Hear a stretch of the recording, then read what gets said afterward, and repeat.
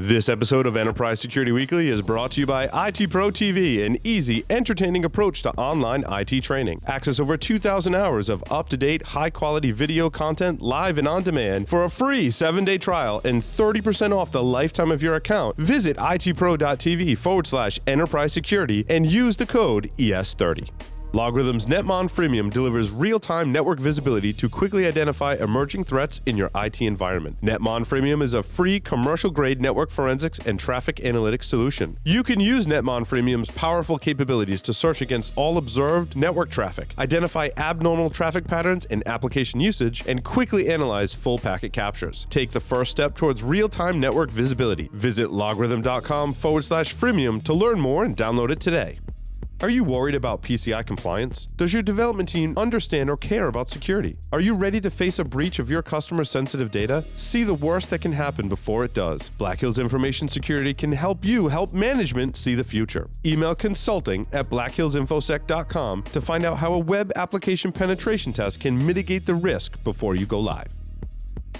Welcome back, everyone, to Enterprise Security Weekly. I'm here to tell you about not just AnyCon, well, actually, AnyCon, the first hacker conference of its kind in Albany, New York on June 16th and 17th at the Albany Convention Center, which is brand new in downtown Albany, New York. The event will have a Capture the Flag competition, hardware hacking village, and a ping pong tournament. All kinds of tracks in a family-friendly environment, with the keynote being delivered by none other than Dave Kennedy or one of his clones. Security Weekly will be there. Doug White will be representing, hosting Hacker Movie Trivia, giving away t-shirts and Hacker Movie themed glassware. You can go to anycon.info/tickets, use the discount code Paul, and get $25 off your ticket. And our fine friends at itpro.tv, whose courses now include Apple Certified Support Professional, CompTIA, Security Plus, and ITIL Planning, Protection, and Optimization. Premium annual memberships include all video content, as well as access to virtual labs and Q&A forums. Normally, you'd pay $85.70 a month or $857 per year, but you listen and watch Security Weekly. Therefore, for a limited time only, you get 30% off a monthly membership for the lifetime of your active subscription using the code ES30. Atif Ghauri is here from the Herjavec Group. And Atif, I have to ask you first, what's it like working with Robert? When you go into his office, is it like Shark Tank? Does he ask you all the same hard questions when you're like, I think we should go here for lunch? And he's like, what's my return on investment, for that lunch in a 5-year period? What's it like working with Robert? Robert is incredible. I mean, he is just as you see him on TV. And he's known as a nice shark. And a fun little story about Robert is that he actually almost got kicked off of Shark Tank. Really? Yeah, for being too nice. I was going to say, out of all the characters on Shark Tank, I would want to hang out with Robert. He just seems like a genuinely nice guy. I've watched a lot of, because we have a show, Startup Security Weekly, as well. So I'm a huge Shark Tank fan. And Robert, you can just tell from watching the show, is a genuinely nice person. So, and you back that up. So that's good. And you work for him. So who better to the judge, right? Oh, that's good. It's fantastic. So, Atif, how did you get your start in information security? Yeah, I started with IBM several years ago, 17 years ago or so, in cryptology, right? So the fun, interesting, sexy cryptology space with PKIs, if those remember it, and then just grew up through the ranks accordingly. What I really like about security, and what I encourage others that are looking to get into security, is that it's involved with all parts of IT. So you got to be a mile wide and an inch thin, right? As far as your knowledge of different topics, and you got to be a problem solver, right? And so those are the two areas that I really focused on and became passionate about to develop my career in security. So Atif, we've been talking a lot about SIEM. And here's my issues with SIEM. So maybe you can help me out and kind of present the other side of it. Because I'm not saying people shouldn't have it or shouldn't use it. Sometimes I do, depending on the situation. But here are my problems. One, I think that the vast amount of information that we get from logs makes it very difficult to do accurate analysis of it. And a lot of those issues stem from the various different log sources and how they change between different versions and different products, or even same iterations of the same product will have a different logging format, which complicates the analysis. Also, you have what you're going to log can change. So the data coming in is always changing based on, did the administrator disable logging? Did the administrator configure logging in such a way that changes the behavior? Did they enable debug logging, disable debug logging, turn logs on for these events but not those events? So you've got all those variables in the mix, and a lot of the enterprise customers I talk to go, well, we're really just like overwhelmed and we can't consume our SIM data because it's not accurate. There's too many false positives, and I believe it stems from those issues that I just spoke about. So what's your take on SIM on how to overcome some of those challenges? Yeah, I couldn't agree with you more on those challenges that are faced with companies that own their own SIM or manage their own SIM. And really, the real world there is paralyzed, right? The SIMs, they tend to paralyze you if you're not looking at it the right way. So the way I would advise is, are you letting your logs drive you, or are you driving the logs? And so if you're driving the logs, then you are coming up with the use cases. And you're developing, okay, what is the scenario-based notable event that I'm looking for? Right. And the problem is that many security administrators and security leaders just don't have the talent, don't have the staff, don't have the bandwidth to stop and think about them. And then if you did think about them, adjust with them next week, next month, next quarter, right? Continuing to update and refine those use cases that then you ask for the logs. Most CISOs, chief information security officers, do the opposite, right? They buy a bunch of technology and then they just try to feed it all together, and then they wonder why they're not getting meaningful alerts. Right? Whereas it should be the opposite. It should be what are your key baseline type of events that you're looking for? And do you really need to buy a device? Can't you just get it from a Linux log or a Windows log as far as the data that you're looking at?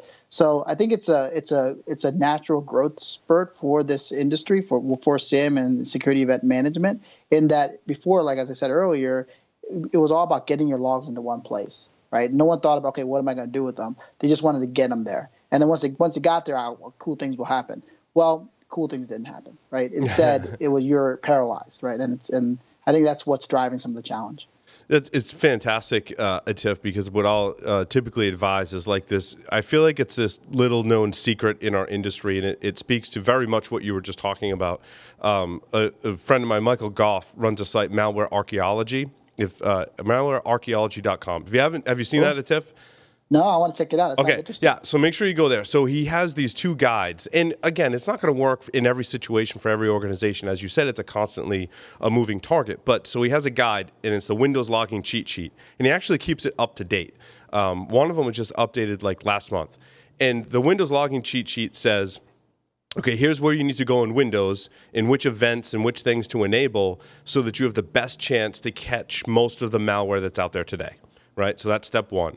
Then step 2, it's for Splunk, but you could probably apply it to pretty much any SIM. Here's what you need to enable and do in Splunk to take advantage of that extra logging to find out what malware is doing. And that's exactly what you're talking about, right? Is tuning your systems in your SIM to be able to actually detect the events that you care about and focus on those things. So. Yeah, and I could build on that one point more further. Is one of the first questions I ask customers when I talk to them about the managed services and SIM management is, what are you looking for? And then I get the eyes glaze over an expression from their faces that they really don't know. They don't have time, right? They're managers. They're trying to manage risk for the company. Their engineers are focused on different technologies, keeping them up and running, evaluating new technologies, but they're not really looking at it holistically as to what is their problem, like what type of attacks should they be looking at, right? And I think that's part of the bigger challenge, and why like a managed service provider coming into play is helpful, because you could have the brains on site doing that type of work and the muscles off site that are just doing the day-to-day operations and the necessary rigor to keep the technology running. So we got to get more strategic about how we're looking at security use cases. One of the things, and I was talking with my friend Matt Alderman, who I worked with at Tenable. It was a couple of years ago, or over a year ago, and we were talking about how the SIM space was kind of breaking up, right? And how the analogy was basically like Gartner has, maybe at the time, like 1 bucket for SIM, right? But really there needs to be like 3 or 4 buckets. And I've seen that over time. Matt's vision, who's the VP of Product Strategy, right? And very accurately had this vision, and I've seen it come true, where we start to see these offshoots from SIM and companies being very specific. Now, EUBA or UBA is definitely one of those. So can you speak about that and maybe some of the other offshoots from SIM of basically entire sub-industries being created from that question of, well, now I have all the data, what do I do with it? Yeah, so what we see the SIEM space is dying in that not the use case, not the need, but the actual products, because companies like Splunk are just taking over. It's really a big data analytics play now. So whether it's big data analytics for your business and for your operations, or big data analytics for your security, and so that whole new segment has new categories like UBA. So okay, so I have my analytics platform like Splunk or something competitive, and in that platform, how could I look at more detailed use cases? So UBA is looking at account level, people-driven actions, and then using machine learning to tie into your logs to find those machine level actions, like someone that's VPNing in from a country that's no longer part or was never part of your company footprint. And in addition, the correlation piece, doing functions on different applications that were never foreseen, right, on your domain controller or something like that. So UBA is getting very specialized with specific account basis. And to your question, there's more disciplines coming up now within security, within analytics, forget SIEM, within analytics, that's the new SIEM, to look at where are the bad guys and what are they doing in your environment. Yeah. And I see kind of three spaces, right? There's the big data collection and maybe some analytics for things outside of security. There's UBA. And then there's even like looking for IOCs, right? Is almost security intelligence, right? Has emerged. So I like kind of drawing those boxes. Now with UBA, a lot of people will ask me, do I try to work with whatever provider I have for my SIEM and use their user behavior analytics function? Do I just enable advanced threat analytics from Microsoft, or do I delve out and go buy like a specific UBA vendor? Like there's tons of them now. Garukal comes to mind because they have the most unique name, right? But there's tons of vendors in that space as well. So what do you recommend people do? Yeah, so we follow UBA space very closely. So there's Securonics is another one, Exabeam. Splunk has their UBA, which used to be Caspida, Splunk UBA. But I would strongly recommend, what I do with my customers, is to use the vendor platforms. And the reason why I say that is that, just picking on Splunk, for example, where we do a lot of work with Splunk, their machine models are time-tested, right? So the machine models are based on mathematical algorithms that very, very smart people written based on certain specific use cases. And the key question to ask your UBA provider is, how many math models do you use? And of those math models, how many of those are applied to use cases, and how many use cases do you have? And then if you can get the use cases out of them, then you see, okay, well, how many of these would I actually use as a buyer in my business, right? And the reason why I say you should go with a vendor is because good luck trying to write those math models. Oh, yeah. Right? And so you have trouble writing your own SIM rules. How are you going to write these math models? But don't let the vendor come in and say that, oh, yeah, we have these great math models. Understand them. Understand what those use cases are. And, we've done that already. And we found, some of the vendors I rattled off, particularly Splunk, absolutely are worth their bang for the buck if you have the right logs coming in. Right. And if you're going to actually use the use cases, right? Just don't go buy UBA because everybody's talking about it, which, a lot of customers do. Yeah, no, and all of that is fantastic advice. In fact, I learned some stuff about evaluating UBA in that at TIP, so that's fantastic. So what a lot of other people will ask me too, and this is a commonly themed question, is, and I somewhat break it down for people that are asking about, in general, like security intelligence. Basically, they're looking for indicators of compromise in their networks or in their logs or in their endpoints. And that's kind of how I break it up. I'm like, most organizations, right, you've got some kind of logging SIM component, you've got some kind of endpoint technology, and maybe you've got some network monitoring technology as well. How do you tie all those things together? This is a very hard question, and I apologize in advance. How do you tie those together and get a central management / analysis console that you can work off that's tying those sources together? Actually, it's a very straightforward question for me, because that's exactly the value of our managed services around the use cases. I've been kind of beating on that drum since I got on this podcast. Is that the use cases that you have can tie it together. So, for example, multiple distinct alerts, multiple distinct high severity alerts from a single source. So what that means, that's the use case. What that means is, hey, I got a high critical IPS alert. I got a endpoint event that's happening with this, and they all have, and then maybe a DLP rule that fired. All three have the same IP address, right? chances are that's not noise, right? That's probably a real problem. Right. And so having scenario-based notable events, rules that are set up within your threat framework, right? We call it the threat framework at Herjavec Group. That can help bring together all these technologies. But if you're just doing the opposite and buying all these technologies and using them independently, right? And managing them independently, you're going to get inundated very, very quickly because you're not using them together, and each one of the technologies is going to have a lot of noise. So you got going back to you drive the logs, don't let the logs drive you, and that's easier said than done. You got to have the right staff, you got to have the right skill set to do that. But as a managed service provider, that's our bread and butter. That's what we do. Now, do you have a custom tool that you use to do the correlation between all those different sources, or do you implement some commercial tools, or a little of both? Yeah, so we do it through our analytics platform. So choose Splunk, through McAfee, QRadar. We've been doing this for 13 years. So we use the SIEM platform essentially to do that, to be that curator and to apply that logic that we write in the form of a Splunk rule or a QRadar rule or what have you. I gotcha. Very nice. Very nice. So let's anything else on either UBA or SIM or any of those topics at TIFF that you wanted to cover? Yeah, I just want to hit home hard on the fact that if you just buy a SIM or UBA product and turn it on as is out of the box, right, you're going to get what you paid for, which is a bunch of alerts.